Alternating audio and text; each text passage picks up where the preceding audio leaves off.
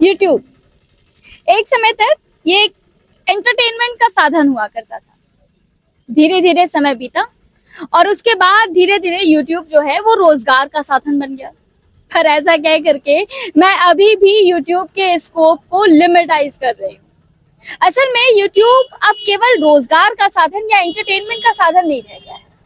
अब ये लोगों के लिए एक ऐसा प्लेटफॉर्म बन गया है जिससे लोग अपने हक हुकूक की आवाज भी उठाते हैं। हालांकि अब हम अगर बात करें तो हम आमतौर पे ये कहते हैं कि अरे यूट्यूब चैनलों का क्या है, they are going like a mushrooms. YouTube की कौन सी बात है, कोई भी माइक उठा करके जो है वो यूट्यूबर बन जाता है। पर मैं एक सवाल आपसे करना चाहती हूँ कि क्या कोई ऐसे ही यूट्यूब पर आ जाता है या उनके पीछे भी कोई कहानी होती है।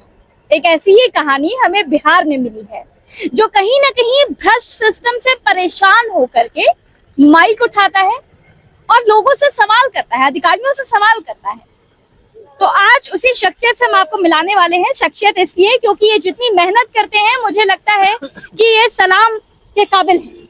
बहुत स्वागत है आपका भाई साहब। बहुत बहुत स्वागत है आपका भी दीदी। ये बताइए भैया, पहले तो नाम बताइए और अपना जरा इंट्रोडक्शन दीजिए। मेरा नाम अभिनय कुमार, भागलपुर का रहने वाला हूँ और मैं अपने माँ जो है मानसिक रूप से ग्रसित हो चुका है, जो कि मेरे माँ का जो समस्या जो था वो अधिकारी से लेकर डीएम पदाधिकारी तक, कमिश्नर तक लेकर पहुंचे, लेकिन कोई सुनवाई नहीं। और जिसके कारण मेरा माँ मानसिक रूप से पूरी तरह और ग्रसित हो चुका है। और इसके अलावा मैं बिहार के महिलाओं का अधिकार जो है वो छीना जा रहा है। और कोशिश ये है कि अपनी माँ के लिए भी आवाज़ उठा सकूं और बिहार के तमाम महिलाओं के लिए आवाज़ उठा सकूं और जनता और सरकार तक लाने की कोशिश कर रहा हूं। और मैं अभी भागलपुर से आ रहा हूं, मुंगेर कवरेज करके, मुंगेर से बेगूसराय गिरिराज सिंह का इलाका कवरेज करके, उसके बाद हाजीपुर चिराग पासवान जी का कवरेज करके, उसके बाद मैं पटना पहुंचा नरेंद्र मोदी जी का रोड शो करके हैं। और उसके बाद पटना से मैं आया काराकाट क्षेत्र, पवन सिंह के क्षेत्र में। एक बार हमें जरा बताएंगे कि आप कैसे ट्रैवल करते हैं, कैसे कैसे जाते हैं। ट्रेन से ट्रैवल करते हैं। हाँ, रुकते कहाँ पर हैं? रुकते हैं रेलवे स्टेशन हो, कहीं मतलब अच्छा धार्मिक स्थल हो, वहाँ भी रह जाते हैं, वहाँ पे रुक जाते बस। हैं और फिर वहाँ से कवरेज करके हाँ, फिर निकल जाते हैं। और तो अभी तो आप जो भी ट्रैवल करते होंगे उसका आपका चैनल मोनेटाइज हो गया है या अभी नहीं हुआ है? अभी मोनेटाइज नहीं हुआ है। तो यानी ये पैसा आप अपने साइड से लगाते हैं? हाँ, मजदूरी भी करते हैं, मजदूरी करके यूट्यूब पर काम करते हैं, ताकि मेरी कोशिश यही है कि बिहार के महिलाओं का जो अधिकार से वंचित है उसे होना चाहिए। क्योंकि महिला सशक्तिकरण, महिला आयोग ये सिर्फ दिखावे के लिए है, ये महिलाओं के हित के लिए काम नहीं करती है। वहाँ पे जो जितने अधिकारी और पदाधिकारी बैठे रहते हैं वो सिर्फ करप्टेड है।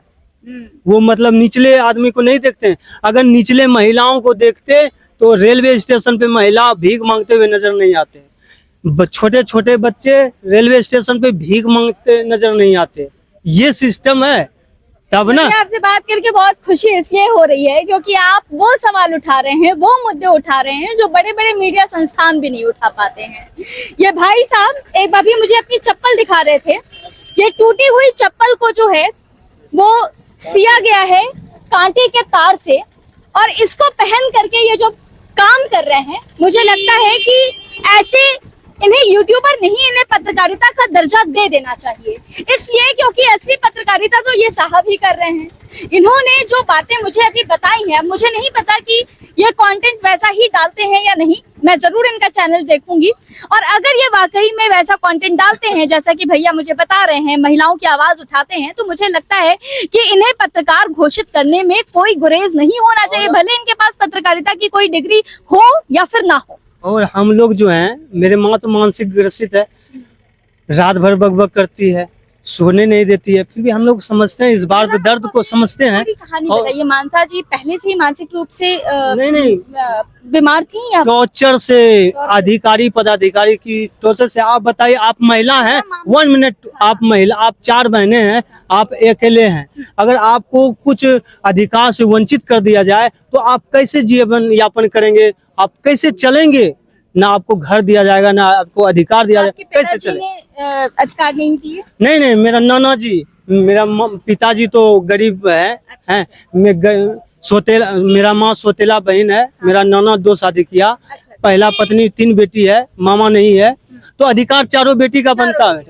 और इसके कारण मेरे माँ को जो है ना गरीब घराने में शादी कर दिया, गरीब घराने में कर दिया। मेरे माँ अधिकारी चक्कर काट रही है, पुलिस की चक्कर काट रही है, पर उसकी समस्या नहीं सुना जाएगा। मेरी माँ खोज रही है अधिकार, मेरा अधिकार दें। हैं, अगर मेरा भाई रहता तो हमें अधिकार नहीं मांगते, अब भाई नहीं है तब तो अधिकार मांग रहे हैं। सब दूसरे बहने को, सौतेली को दे रहे हैं, मेरे को नहीं दे रहे हैं, चक्कर काट रहे हैं, जिसके कारण पुलिस प्रशासन नहीं सुनती है, जिसके कारण मेरा माँ पूरी तरह ग्रसित हो चुका है। फिर उसके बाद आपने माइक उठा लिया कि आप अपनी माँ को- हम मजदूरी करते हैं, खेत से जलावन लाते थे, और इसके बाद हम लोग 4 भाई हैं, इसमें जागरूक हैं, किसी तरह हमने मेहनत मजदूरी करके पढ़ा, और मेरा भाई एक देश के लिए समर्पित है।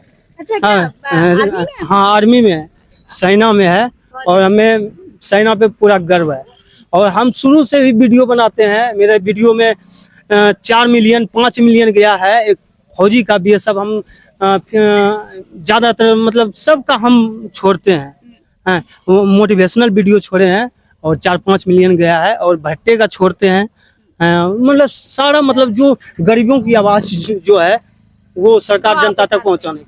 तो देखिए, ये भाई साहब थे हमारे साथ जिनसे हमने बातचीत की। थोड़ा हमें लगा कि इनकी कहानी आपके सामने भी लेकर के आनी चाहिए। बिहार के भागलपुर से हैं ये, और हमने इनकी कहानी जो है वो आपके सामने रखी है। आपको ये कैसी लगी हमें जरूर बताइएगा, और एक काम और करिएगा, अपने चैनल का नाम बताइए, सब्सक्राइब जरूर कर दीजिए। खबर जन तक, बिना स्पेस का, खबर जन तक।